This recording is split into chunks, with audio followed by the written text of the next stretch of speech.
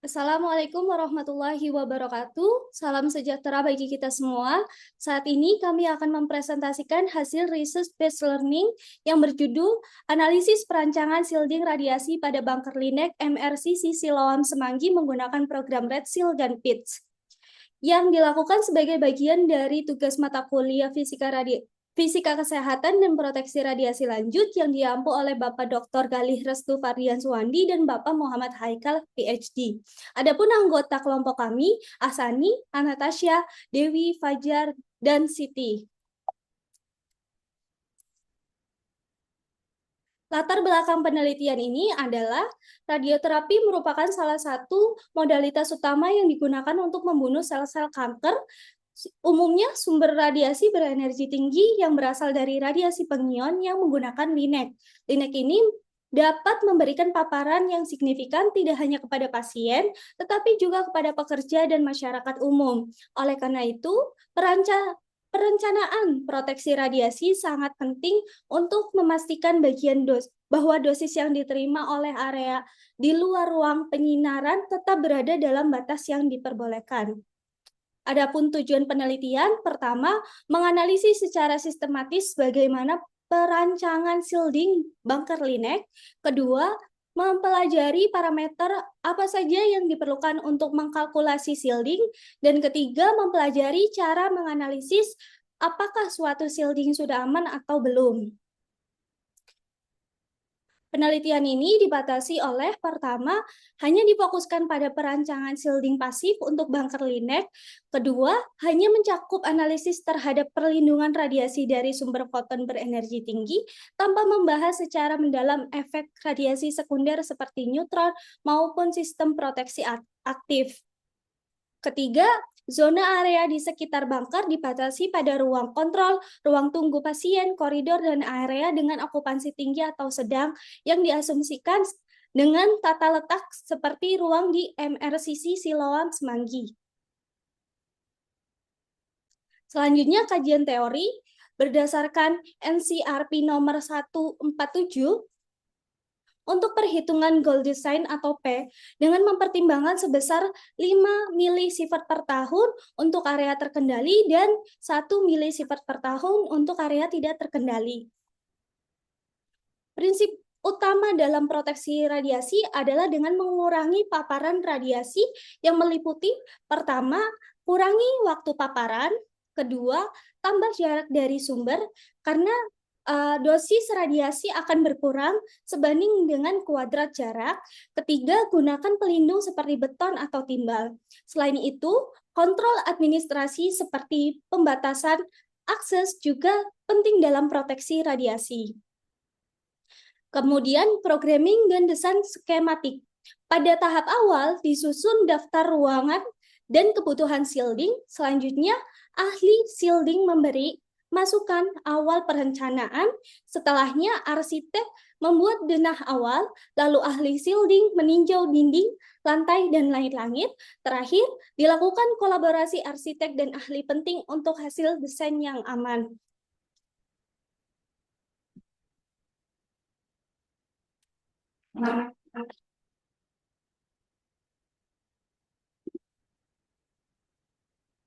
Baik, selanjutnya materi tentang hasil dari bahasan akan saya lanjutkan. Jadi pada minggu pertama itu kita membahas mengenai analisis lokasi dan resiko, di mana kita membahas terkait profil dan tata letak fasilitas dari sumber radiasi. Jadi setelah mendapatkan izin dari salah seorang kenalan kami di MRCC Siloam, kami memutuskan untuk menjadikan layout dari fasilitas layout dari fasilitas radioterapi yang ada di MRCC Siloam Semanggi itu sebagai sebagai pedoman untuk kajian kami. Jadi kalau dilihat dari layout yang di sebelah kiri itu, yang kita kaji di sini adalah bunker linak.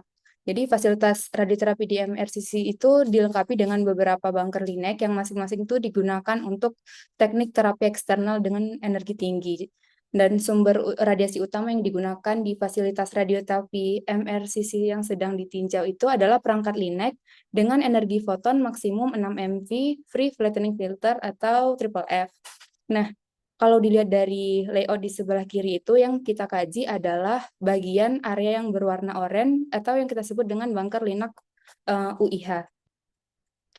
Nah, kemudian uh, terkait dengan identifikasi jenis radiasi, energi, dan beban kerja mingguan. Jadi, linek yang digunakan ini adalah linek 6MV. Kemudian, untuk mencari tahu beban kerja mingguannya atau W itu, kita bagi menjadi dua kategori, di mana beban kerja radiasi primer dan beban kerja radiasi sekunder. Untuk beban kerja radiasi sekunder itu dibagi lagi menjadi dua, beban kerja radiasi bocor dan beban kerja radiasi hambur.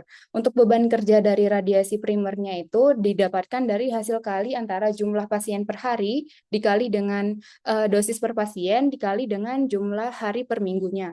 Nah, kita dapatkan hasil dari W primernya itu adalah 5.300 4 gray per minggu, di mana ini sudah mempertimbangkan beban kerja untuk seluruh teknik, yaitu konvensional, IMRT, VMAT, SRS, dan ditambahkan juga dengan beban kerja dari quality assurance-nya. Untuk beban kerja radiasi bocor itu dipengaruhi oleh jumlah monitor unit yang digunakan untuk setiap teknik terapi, di mana nilai C ini menunjukkan koreksi dari MU teknik dibagi dengan MU konvensional. Jadi misalnya untuk teknik MRT berarti C-nya adalah hasil dari MU dari MRT dibagi dengan MU dari konvensional. Nah, untuk W bocor ini kita peroleh hasilnya adalah 6.344 gray per minggu. Kemudian untuk menghitung shielding kita juga perlu tahu zona okupansinya.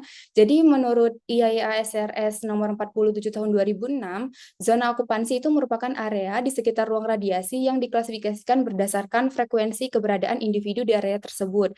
Jadi zona ini ada beberapa, yaitu zona tinggi, sedang, rendah, dan sangat rendah. Di mana zona tinggi itu dikategorikan dengan T sama dengan 1, yaitu area dengan aktivitas padat dan penggunaan terus-menerus seperti ruang resepsionis, ruang planning, ruang kontrol, dan ruang tunggu. Kemudian zona sedang untuk T sama dengan 0,5 untuk ruang treatment yang berdekatan dengan ruang pasien. Kemudian untuk zona rendah yaitu T sama dengan 1, untuk T sama dengan 0,125 untuk area ruang di depan pintu treatment. Kemudian zona yang sangat rendah itu T sama dengan 0,05 yaitu area di luar yang jarang ditempati seperti misalnya jalur lalu lintas, pejalan kaki, dan kendaraan. Nah, untuk standar yang kami gunakan dalam penghitungan shielding kami ini adalah NCRP nomor 147, kemudian NCRP nomor 151 yang sebenarnya merupakan pengembangan dari NCRP nomor 147 dan IAIA SRS nomor 47. Nah, kemudian terkait dengan perhitungan ketebalan dinding primer atau perhitungan dari shieldingnya. Yang pertama, kita bisa mencoba dengan cara weekly work-based shielding. Jadi, untuk mencari ketebalan dari sebuah dinding untuk shielding radioterapi primer itu, radiasi primer itu, kita akan dapatkan dengan hasil kali antara N dikali TVL ditambahkan dengan HVL dari material yang akan kita gunakan. Di sini kita tinjau terlebih dahulu materialnya itu adalah beton dengan TVL 34,3 cm dan HVL 10,3. Nah, N-nya ini diperoleh dari log 1 per B, di mana nilai B ini adalah P dikali D kuadrat per W dikali U kali T, di mana P ini merupakan dosis maksimum yang diizinkan untuk area pekerja. Jadi ini adalah goals-nya, kemudian D itu adalah jarak target ke isocenter, kemudian W itu adalah beban kerja mingguan, dan U itu use factor, kemudian T adalah occupancy factor-nya. Nah, untuk perhitungan ini kita dapatkan untuk 3 area, yaitu bidang P1, P2, P3, di mana P1 itu merupakan unit planning system, basement, dan langit-langit. Semuanya ini sudah aman. Jadi kita tidak perlu menambahkan adanya shielding tambahan untuk radiasi primer, karena untuk semua bidangnya ini sudah aman dari radiasi primer. Kemudian untuk perhitungan radiasi primer ini kita juga bisa menggunakan dengan cara perhitungan dengan IDR. Jadi untuk kita menggunakan dose rate-nya. Caranya sama, cuman berbeda di berbeda di cara untuk menghitung B-nya. Di mana kita untuk menghitung B ini kita perlu mengetahui dosis maksimum yang diizinkan untuk area publik atau P dari IDR, kemudian jarak ke isocenter, dan beban kerjanya. Nah, kalau dilihat dengan cara hasil kali dose rate ini, Untuk area langit-langit itu masih belum aman sehingga kita perlu penambahan shielding di area ini. Nah, nanti ini akan kita bahas lagi ke depannya. Sedangkan untuk area P2 atau basement itu kita bisa anggap aman karena ketebalannya meskipun kurang dia itu mengarah ke tanah sehingga tidak ada aktivitas manusia. Jadi tidak perlu kita tambahkan shielding.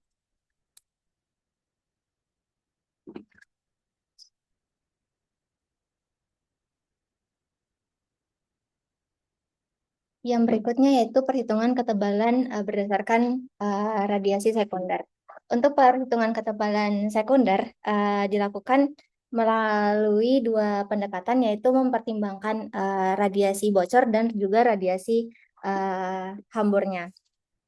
Untuk yang pertama, radiasi bocor, di mana untuk perhitungan ketebalan dinding yang dianalisis itu sama menggunakan teknik berbasis workload seperti yang pada dijelaskan oleh Siti tadi dalam dalam menghitung ketebalan dinding primer.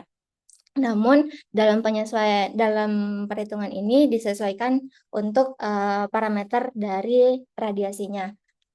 Yang pertama, untuk yang radiasi bocor ini mempertimbangkan parameter yang menyesuaikan dengan dosis maksimum yang diizinkan, jarak antara target ke isocenter, batas dosis yang diperbolehkan, workload per minggu yang untuk radiasi bocor, dan faktor okupansinya.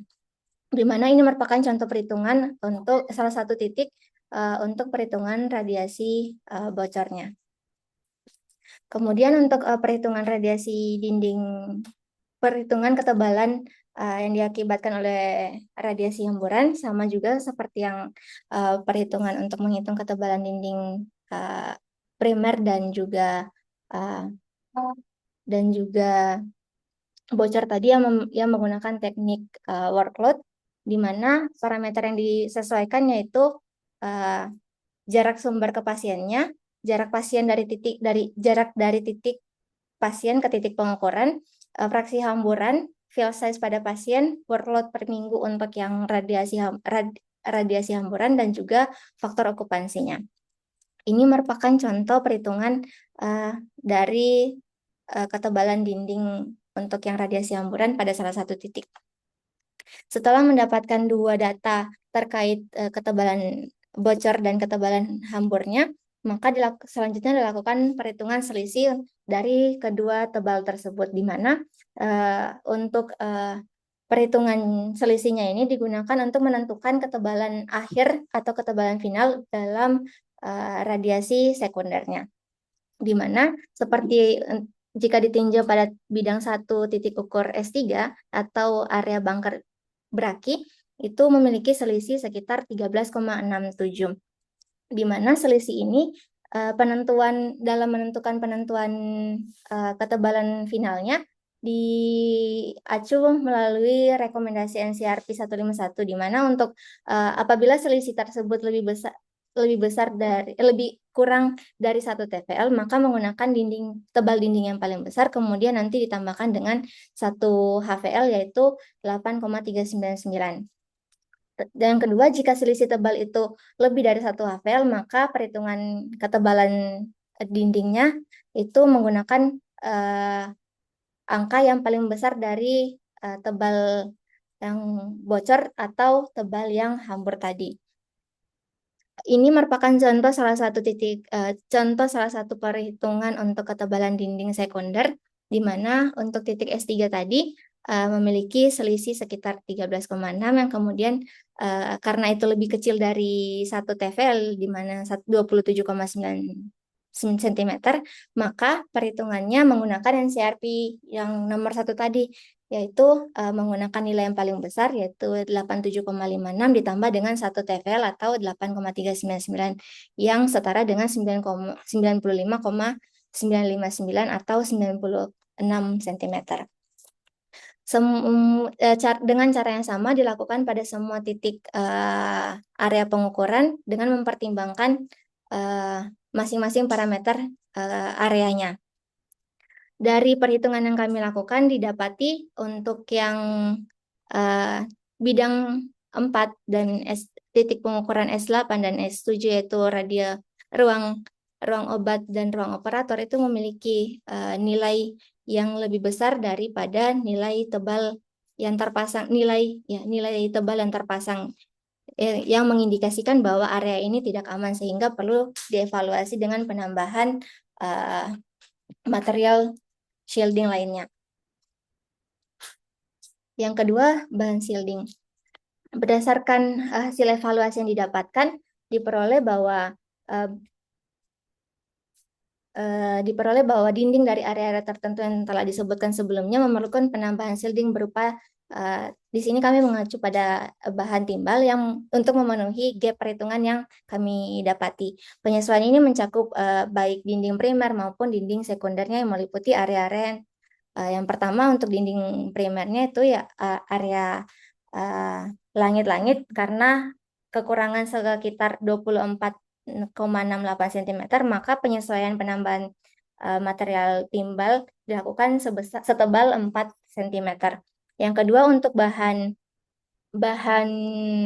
untuk dinding sekundernya dilakukan penyesuaian terhadap ruang obat, ruang operator dengan penambahan timbal setebal 2 cm dan pintu linek 3 dan langit-langit ruangan dengan masing-masing penambahan timbal setebal 4 cm. Hal ini kami mengacu pada berdasarkan tabel atenuasi dari IAEA SRS 47 yang terlihat pada tabel 3.4 berikut. Ini merupakan layout penambahan dari penyesuaian ketebalan yang kami dapati, di mana untuk yang gambar 3.8 itu penyesuaian penambahan timbal yang ditunjukkan oleh garis biru. Ini pada dinding sekunder, yaitu area ruang obat dan ruang operator dengan penambahan timbal setebal 2 cm. Kemudian untuk yang penyesuaian ketebalan untuk yang ruangan untuk radiasi primer itu penyesuaian timbalnya pada area ruang tunggu MRI yang ditunjukkan oleh garis biru berikut setebal 4 cm.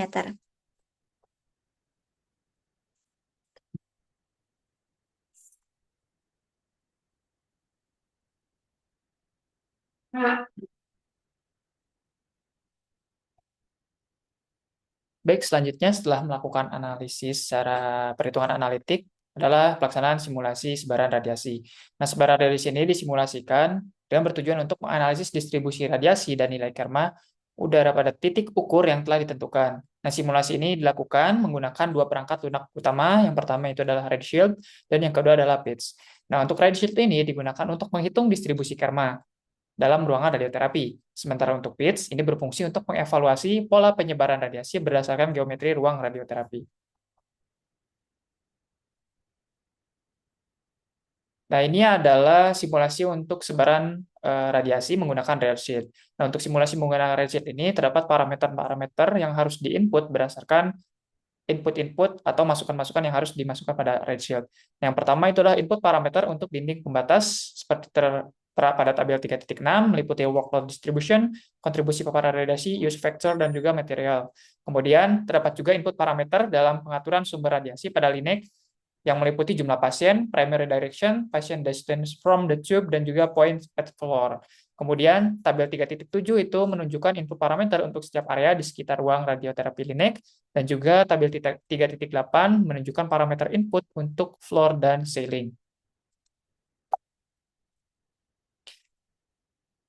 Nah, simulasi untuk sebaran radiasi menggunakan radioshield ini dapat terlihat pada gambar 3.10 yang merupakan desain geometri fasilitas radioterapi hasil rekonstruksi menggunakan radioshield.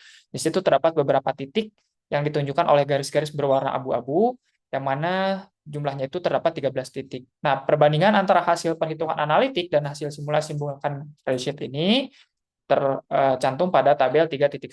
Dapat terlihat pada 13 titik tersebut bahwa masing-masing kategori area memiliki nilai perhitungan analitik dan juga nilai simulasi radioshield yang berbeda-beda. Nah, apabila kita perhatikan tadi untuk nilai tabel di radioshield dan juga nilai tabel di perhitungan analitik itu terdapat perbedaan yang cukup signifikan. Nah, beberapa faktor yang menyebabkan signifikansi ini diantaranya adalah bahwa untuk radioshield ini terjadi simplifikasi desain geometri dalam pemodelannya, yang mana ini berpotensi untuk mempengaruhi distribusi radiasi dan estimasi perlindungan. Kemudian, selain itu, besaran fisika yang dihitung, simulasi Radshield itu menghasilkan kerma udara. Perhitungan analitik lebih berfokus pada dosis radiasi yang diserap. Nah, masing-masing menggunakan pendekatan dan satuan yang berbeda, sehingga hasilnya tidak terlalu identik. Namun, analisis perbandingan menunjukkan bahwa pola atau trendline dari keduanya ini memperoleh atau tetap sejalan antara kedua pendekatan ini. Hal ini menunjukkan bahwa simulasi Radshield secara konsisten ini mampu merepresentasikan distribusi paparan radiasi dengan baik untuk dos laju kerma.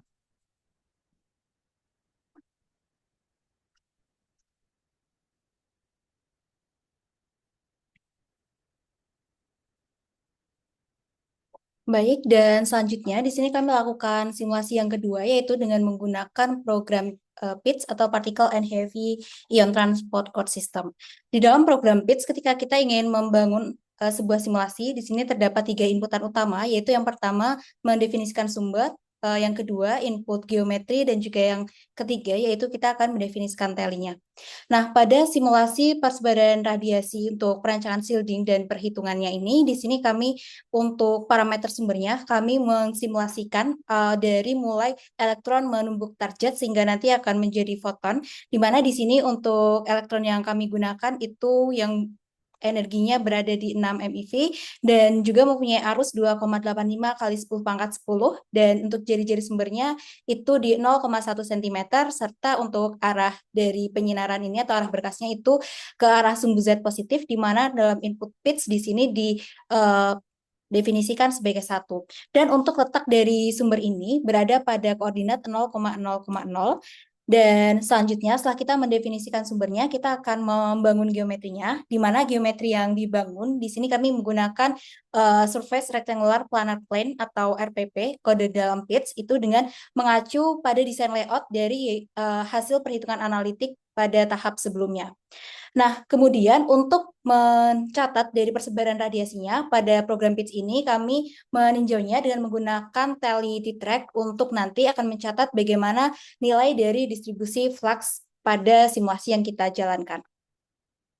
Nah, pada tahap pertama, setelah kita menginputkan parameter dari sumber, kemudian parameter geometri, dan juga parameter tali, di sini kami akan meninjau terlebih dahulu dari gambaran 3 dimensinya, di mana kami meninjau ini tujuannya adalah untuk merepresentasikan konfigurasi dari ruang radioterapi yang sesuai dengan kondisi nyata di lapangan. Nah, geometri ini kita visualisasikan dalam 3 dimensi, sehingga kita bisa memastikan apakah input yang kita masukkan sudah sesuai atau belum, dan bagaimana geometri kita apabila kita lihat dalam bentukan 3 dimensi seperti itu. Kemudian di sini untuk gambar pertama ini merupakan visualisasi 3 dimensi apabila ruangan radioterapi ini atapnya dipotong atau tanpa atap, dan ini adalah yang kedua, bagaimana gambaran ketika ruang radioterapi ini secara keseluruhan. Kemudian setelah kita geometri sebelumnya yang 3D-nya itu terverifikasi, tahap selanjutnya kita akan melakukan pencatatan sebaran radiasi di dalam ruang simulasi kita, di mana di sini kita memanfaatkan Tally-Track pada PITS untuk mencatat distribusi flux dari partikel di seluruh area simulasi.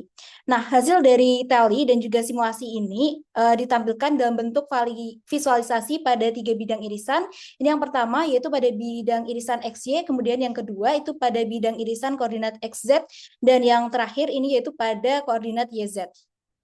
Nah, di sini visualisasi ini menunjukkan bagaimana pola penyebaran radiasi secara spasial di dalam ruang radioterapi ini, di mana kita bisa melihat bagaimana flux partikel menyebar dan berkurang di berbagai titik ruang, baik karena jarak dari sumber maupun karena adanya interaksi dengan material di sekitarnya. Nah, kemudian selanjutnya di sini kami melanjutkan yaitu dengan membandingkan bagaimana distribusi dari radiasi atau bagaimana penyebaran radiasi dengan menggunakan Radshield dan juga PITS, di mana di dalam PITS ini kita meninjau bagaimana sebaran Kerma-Heat-nya, kemudian dari PITS meninjau distribusi flux neutronnya, distribusi flux partikelnya. Nah, tujuan dari tahap ini yaitu untuk mengevaluasi kesesuaian dari hasil yang kita dapatkan dari 2 pendekatan simulasi yang berbeda, yaitu yang pertama dan metode Monte Carlo. Yang kedua yaitu bagaimana apabila menggunakan redshield.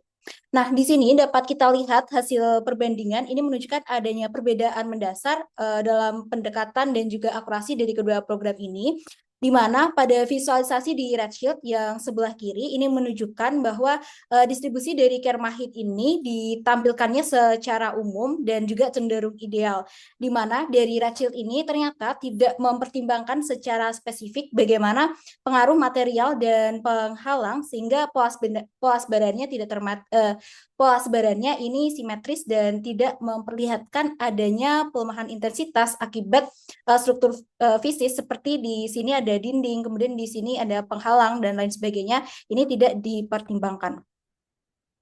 Nah, sebaliknya di sini hasil simulasi dari flux partikel keluaran dari pitch ini menunjukkan bahwa intensitas radiasi ini menurun secara signifikan ya, baik karena adanya peningkatan jarak dari sumber maupun akibat adanya interaksi dengan material di sekitarnya. Nah, penurunan ini tampak jelas dari perubahan gradasi warnanya pada bidang yang terhalangi, terutama ini di bagian yang terdapat labirin atau mesh-nya yang menunjukkan bahwa simulasi dari pitch ini secara rinci itu mempertimbangkan bagaimana proses penyerapan dan juga hamburan partikel sesuai dengan prinsip dari metode Monte Carlo itu sendiri. Nah, di sini yang terakhir dari penelitian yang telah kita lakukan, baik dari analisa secara analitik, perhitungan analitik, kemudian dari simulasi menggunakan redshield, dan yang terakhir simulasi menggunakan pitch. Di sini kami mencoba membangun protokol verifikasi untuk pembangunan sebuah shielding, di mana yang perlu menjadi catatan yang pertama adalah terkait dengan pelaksanaan protokol ini nantinya merujuk pada ketentuan yang ditetapkan oleh Peraturan Kepala Bapeten tentang Program Jaminan Kualitas Instalasi Radioterapi atau PJKIR, kemudian mengacu juga dari IAEA Tekdoc 10 IAEA Safety Report Series nomor 47 dan juga AAPM TG 40. Kemudian yang poin kedua yang perlu menjadi pertimbangan yaitu perhitungan ketebalan dari dinding pelindung itu akan menjadi elemen utama yang mengacu pada hasil analisis paparan radiasi berdasarkan dengan workload, jenis sumber, dan juga lokasi dari titik ukurnya. Kemudian yang ketiga, protokol verifikasi dapat dilakukan dengan uji teknis di lapangan untuk memastikan kesesuaian dari hasil desain dengan kondisi aktualnya. Kemudian hasil dari pengujian dan evaluasi itu nantinya disusun dalam bentuk laporan resmi yang menjadi bagian dari kelengkapan perizinan instalasi serta nantinya akan menjadi pelaporan berkala kepada pihak Bapeten. Dan yang terakhir, seluruh proses dalam protokol verifikasi itu harus dilaksanakan oleh onkologi radiasi, fisikawan medis, radiografer terapi, dan juga nanti oleh petugas proteksi radiasi atau PPR.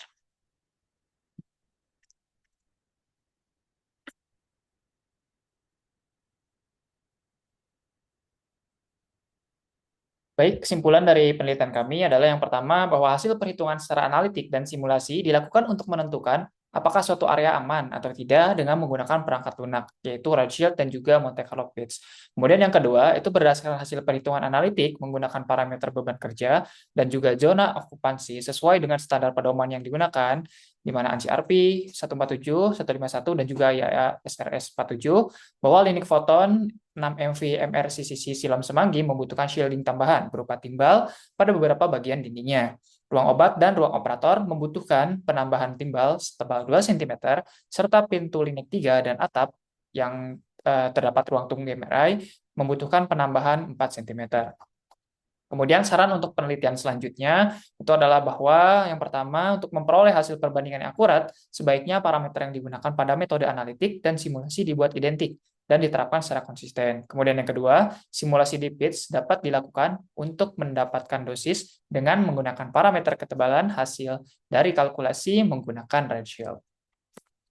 Kemudian ini ada beberapa referensi dari penelitian yang kami lakukan. Sekian presentasi dari kami. Mohon maaf apabila terdapat kesalahan. Sekian. Assalamualaikum warahmatullahi wabarakatuh.